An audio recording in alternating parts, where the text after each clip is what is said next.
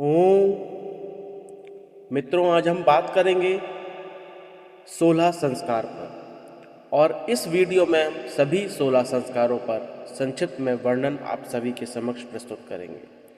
तो आइए बात करते हैं प्रथम संस्कार गर्भधानम संस्कार की। हमारे शास्त्रों में मान्य 16 संस्कारों में गर्भधान संस्कार पहला संस्कार है। गृहस्थ जीवन में प्रवेश के उपरांत कर्तव्य के रूप में इस संस्कार को मान्यता दी गई है। गृहस्थ जीवन का प्रमुख उद्देश्य श्रेष्ठ संतानोत्पत्ति है। उत्तम संतति की इच्छा रखने वाले माता पिता को गर्भधान से पूर्व अपने तन और मन की पवित्रता के लिए यह संस्कार कराना चाहिए। वैदिक काल में यह संस्कार अति महत्वपूर्ण समझा जाता था। तो ये था प्रथम गर्भधानम संस्कार। आइए अब हम चर्चा करते हैं द्वितीय पुंसवनम संस्कार की। गर्भस्थ शिशु के मानसिक विकास की दृष्टि से यह संस्कार उपयोगी समझा जाता है। अर्थात जो शिशु अभी माँ के गर्भ में है उसका मानसिक विकास हो, इसके लिए ये संस्कार होता है जिसका नाम है पुंसवनम संस्कार। गर्भाधान के दूसरे या तीसरे महीने में इस संस्कार को करने का विधान है। हमारे मनीषियों ने संतानोत्कर्ष के उद्देश्य से किए जाने वाले इस संस्कार को अनिवार्य माना है। गर्भस्थ शिशु से संबंधित इस संस्कार को शुभ नक्षत्र में संपन्न किया जाता है। पुंसवनम संस्कार का प्रायोजन स्वस्थ और उत्तम संतति की जन्म देना है। विशेष तिथि एवं ग्रहों की गणना के आधार पर ही इस गर्भधान को करना उचित माना गया है। आइए अब हम चर्चा करते हैं तृतीय संस्कार सीमंत संस्कार की। सीमंतोन्नयन को सीमंतीकरण अथवा सीमंत संस्कार भी कहते हैं। सीमंतोन्नयन का अभिप्राय है सौभाग्य संपन्न होना। गर्भपात को रोकने के साथ साथ गर्भस्थ शिशु एवं उसकी माता की रक्षा करना भी इस संस्कार का ही प्रमुख उद्देश्य है। इस संस्कार के माध्यम से गर्भिणी स्त्री का मन प्रसन्न रखने के लिए सौभाग्यवती स्त्रियां गर्भवती मां की मांग भरती हैं। यह संस्कार गर्भधारण के 6ठे अथवा 8वें महीने में संपन्न किया जाता है। इसी क्रम में हम आगे बढ़ते हैं और जानते हैं चतुर्थ संस्कार के बारे में, जिसका नाम है जात कर्म संस्कार। नवजात शिशु के नाल छेदन से पूर्व इस संस्कार को करने का विधान है। इस दैवी जगत में प्रत्यक्ष संपर्क में आने वाले बालक को मेधा, बल एवं दीर्घायु के लिए स्वर्ण खंड से मधु एवं घृत वैदिक मंत्रों के उच्चारण के साथ चटाया जाता है। मतलब स्वर्ण खंड से मधु, मधु मतलब शहद, घृत मतलब घी, जिसको हम देशी घी कहते हैं, और साथ में वैदिक मंत्रों का उच्चारण होता है और बच्चे को इसका रसपान कराया जाता है। यह संस्कार विशेष मंत्रों एवं विधि विधान से किया जाता है। 2 बूंद घी तथा 6 बूंद शहद का सम्मिश्रण अभिमंत्रित कर चटाने के बाद पिता यज्ञ करता है तथा 9 मंत्रों का विशेष रूप से उच्चारण के बाद बालक के बुद्धिमान, बलवान, स्वस्थ और दीर्घजीवी होने की प्रार्थना करता है। अब बात करते हैं हम पंचम संस्कार नामकरणम संस्कार की। जन्म के 11वें दिन यह संस्कार होता है। हमारे धर्माचार्यों ने जन्म के 10 दिन तक अशौच सूतक माना है, जिसको हम सूतक कहते हैं आम बोलचाल की भाषा में। इसलिए संस्कार 11वें दिन करने का विधान है।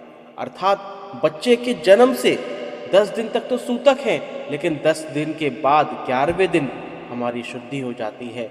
महर्षि याज्ञवल्क्य का भी यही मत है, लेकिन अनेक कर्मकांडी विद्वान इस संस्कार को शुभ नक्षत्र अथवा शुभ दिन में करना उचित मानते हैं। नामकरण संस्कार का सनातन धर्म में अधिक महत्व है और इसीलिए यह संस्कार 11वें दिन के बाद आगे की शुभ नक्षत्र में संपन्न किया जाता है। आइए अब चलते हैं 6वें संस्कार की ओर, जिसे हम कहते हैं कर्णवेधन संस्कार। बालक की शारीरिक व्याधि से रक्षा ही इस संस्कार का मूल उद्देश्य है। प्रकृति प्रदत्त इस संसार के सारे सृष्टियों की ईश्वरीय शक्ति जब मिलती है तो जो बालक रूपी शरीर है उसके अंग महत्वपूर्ण, जिसमें कान हमारे श्रवण का द्वार है, कर्ण वेधन से व्याधियां दूर होती हैं तथा श्रवण शक्ति भी बढ़ती है। इसके साथ ही कानों में आभूषण हमारे सौंदर्य बोध का परिचायक भी होता है। इस संस्कार को 6 माह से लेकर 16वें माह तक अथवा 3-5 आदि विषम वर्षों में या कुल की परंपरा के अनुसार करना उचित माना गया है। जो भी बच्चे की आयु रहे उसमें इसको विषम वर्षों के आधार पर संपन्न किया जाना चाहिए, अर्थात बालक की उम्र 6 से 16 माह के बीच हो गई हो या 3 वर्ष हो गई हो या 5 वर्ष हो गई हो या फिर 7 वर्ष हो गई हो। तो आइए कर्ण वेधन और छठे संस्कार के बाद अब हम चलते हैं 7वें संस्कार की ओर, जिसको कहा जाता है निष्क्रमणम संस्कार। निष्क्रमणम का अभिप्राय है बाहर निकलना। इस संस्कार में शिशु को सूर्य तथा चंद्रमा की ज्योति दिखाने का विधान है। भगवान भास्कर के तेज तथा चंद्रमा की शीतलता से शिशु को अवगत कराना ही इसका उद्देश्य है। जन्म के 4थे महीने इस संस्कार को करने का विधान है। शिशु समाज के संपर्क में आकर सामाजिक परिस्थितियों से अवगत हो जाता है। मतलब बच्चे का जन्म हो जाए और फिर 4थे माह से बच्चे को घर से बाहर निकाला जाता है, उसको धूप दिखाई जाती है, उसको चांद की छांव में बैठाया जाता है, उसको अपने आसपास के वातावरण में शामिल किया जाता है और चीज़ों से उसको मिलवाया जाता है। 7वें संस्कार के बाद 8वें संस्कार की हम बढ़ते हैं तो उसको बोलता है अन्नप्राशनम संस्कार।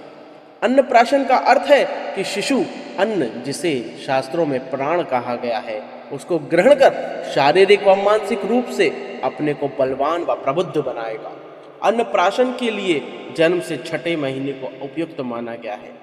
6ठे मास में शुभ नक्षत्र एवं शुभ दिन देखकर यह संस्कार करना चाहिए, जिसमें खीर और मिठाई से शिशु के अन्न ग्रहण को शुभ माना गया है। इसके बाद हम बात करते हैं 9वें संस्कार की, जिसको बोला गया है चूड़ा कर्म संस्कार। चूड़ा कर्म को मुंडन संस्कार भी कहा जाता है। हाँ मित्रों, जिसको हम मुंडन कहते हैं, ये मुंडन संस्कार 16 संस्कारों में 9वां संस्कार है, जिसे हम चूड़ा कर्म संस्कार के नाम से जानते हैं। हमारे आचार्यों ने बालक के पहले, तीसरे या 5वें वर्ष में इस संस्कार को करने का विधान बताया है। मुंडन संस्कार का अभिप्राय है कि जन्म के समय उत्पन्न अपवित्र बालों को हटाकर बालक को प्रखर बनाना है। वैदिक मंत्रोच्चारण के साथ यह संस्कार संपन्न किया जाता है। अब हम 10वें संस्कार की ओर आगे बढ़ते हैं। 10वां संस्कार है विद्यारंभ संस्कार। अन्नप्राशन के बाद ही शिशु बोलना शुरू करता है, इसलिए अन्नप्राशन के बाद ही विद्यारंभ संस्कार उपयुक्त लगता है। विद्यारंभ का अभिप्राय बालक को शिक्षा के प्रारंभिक स्तर से परिचित कराना है। प्राचीन काल में जब गुरुकुल की परंपरा थी तो बालक को वेदाध्ययन के लिए भेजने से पहले घर में अक्षर का बोध कराया जाता था, जिससे उसको जानकारी होती थी पढ़ाई की, लिखाई की, और वो चीज़ों को जानता समझता था, देखता था। और अब 10वें संस्कार के बाद हम बात करते हैं एकादश संस्कार की, यानी 11वें संस्कार की, जिसका नाम है उपनयनम संस्कार। उपनयन बौद्धिक विकास के लिए सर्वाधिक महत्वपूर्ण संस्कार है। धार्मिक और आध्यात्मिक उन्नति का इस संस्कार में पूर्ण रूपेण समावेश है। हमारे मनीषियों ने इस संस्कार के माध्यम से वेद माता गायत्री को आत्मसात करने का प्रावधान दिया है। प्राय 8 वर्ष की उम्र में यज्ञोपवीत संस्कार संपन्न हो जाता है तथा इसके बाद बालक विशेष अध्ययन के लिए गुरुकुल जाता है। यज्ञोपवीत से ही बालक को ब्रह्मचर्य की दीक्षा दी जाती है, जिसका पालन गृहस्थ आश्रम से आने के पूर्व तक किया जाता है। इस संस्कार का उद्देश्य संयमित जीवन के साथ साथ आत्मिक विकास में रत रहने के लिए बालक को प्रेरित करना है। तो ये है हमारा 11वां संस्कार। अब हम बात करते हैं 12वें संस्कार की, जिसको बोला जाता है वेदारंभ संस्कार। ज्ञानार्जन से संबंधित यह संस्कार, वेद का अर्थ होता है ज्ञान। वेदारंभ के माध्यम से बालक को अब ज्ञान के अंदर समाविष्ट करने की शुरू करने का अभिप्राय ही इस संस्कार का अभिप्राय है कि बालक अपने अंदर ज्ञान को अर्जन करेगा। इस संस्कार में शाखों को ज्ञान से बढ़कर दूसरे को कोई प्रकाश नहीं समझा गया है। यज्ञोपवीत के बाद बालकों को वेदों का अध्ययन एवं विशिष्ट ज्ञान से परिचित होने के लिए योग्याचार्यों के पास गुरुकुल भेजा जाता था। इस संस्कार को जन्म से 5वें या 7वें वर्ष में किया जाता है। अधिक प्रमाणिक 5वां वर्ष माना जाता है। यह संस्कार प्राय बसंत पंचमी को किया जाता है। इसके बाद हम बात करते हैं तृतीय यानी कि त्रयोदश केशांत संस्कार। गुरुकुल में वेदाध्ययन पूर्ण कर लेने पर आचार्य के समक्ष यह संस्कार संपन्न किया जाता था। वस्तुतः यह संस्कार गुरुकुल से विदाई लेने तथा गृहस्थ आश्रम में प्रवेश करने का उपक्रम है। वेदों, पुराणों एवं विभिन्न विषयों में पारंगत होने के बाद ब्रह्मचारी के समावर्तन संस्कार के पूर्व बालों की सफाई की जाती है तथा उसे स्नान कराकर स्नातक की उपाधि दी जाती है। तो ये है त्रयोदश संस्कार। अब हम बात करते हैं चतुर्दश संस्कार अर्थात हमारे 14वें संस्कार की। और 14वें संस्कार के बाद 2 संस्कार अभी और बचेंगे। तो आइए जानते हैं 14वें संस्कार को, जिसका नाम है समावर्तनम संस्कार।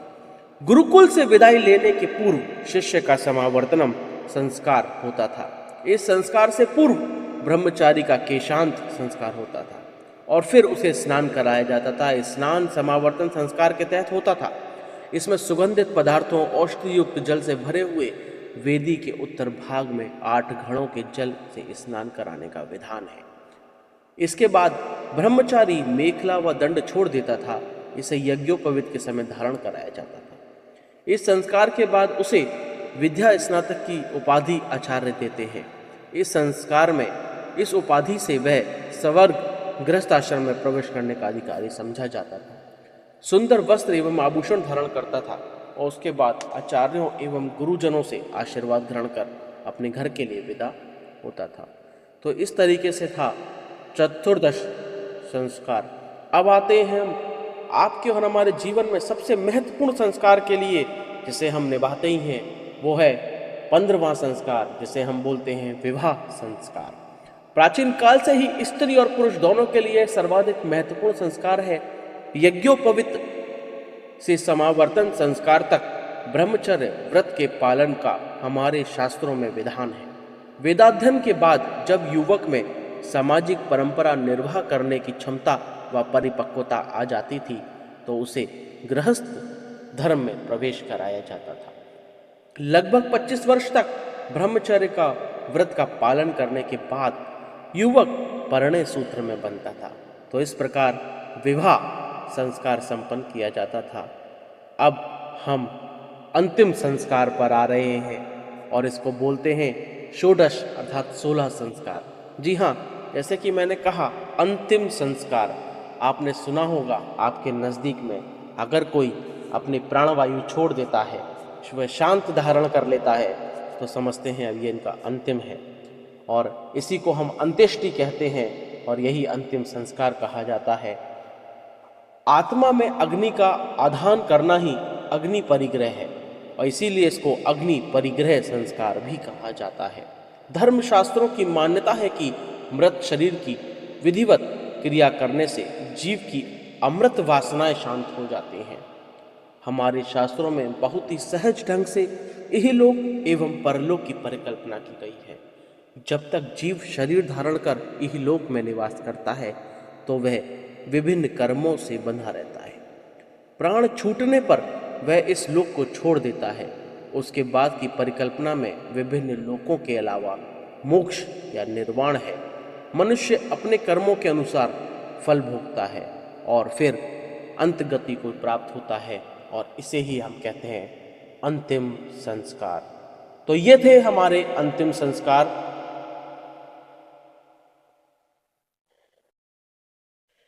तो ये थे हमारे सभी 16 संस्कारों की सीरीज, जिसमें हमने आपको सभी 16 संस्कारों का संक्षिप्त में वर्णन दिया। आप हमें बताएं कि आपको यह वीडियो कैसा लगा और इसके अलावा आप किन विषयों पर जानना चाहते हैं हमारे कमेंट बॉक्स में उसके बारे में हमें अवश्य बताएं। ओम